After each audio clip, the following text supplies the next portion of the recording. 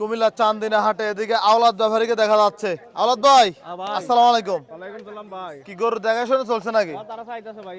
আচ্ছা, ওনারা দেখুক, পছন্দ করুক, আমরা একটু দেখাই। এই যে গরুটা, এটা দাঁত কটা ভাই? এটা দাঁত না ভাই।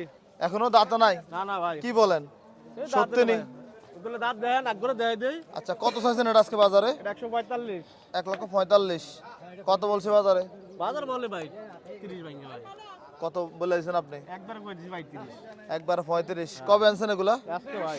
ওজন কেমন আছে এটা? ওজন কত নেব? 4 মণ হইব। 4 মণ হইব না 3.5 মণ? আর না 4 মণ হইব। আচ্ছা, এটা কত চাইছিলেন? এটা একই দাম। 1,05,000। কত বলে ভাই? 135 এটা। বেচা বিক্রি কত?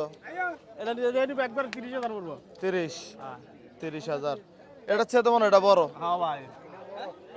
কি জাতের গরু এটা ভাই? এটা ভাই দেশি ভাই, এটা দুইটা যাচ্ছে ভাই। দেশি। যাক, আওলাদ তো ফেরে তাহলে যাচ্ছি না, এটা বলা যায়। হ্যাঁ। কত চাইছেন ভাই এটা? এটা দাম তো 145। 1,45,000। কত বলছে বাজারে?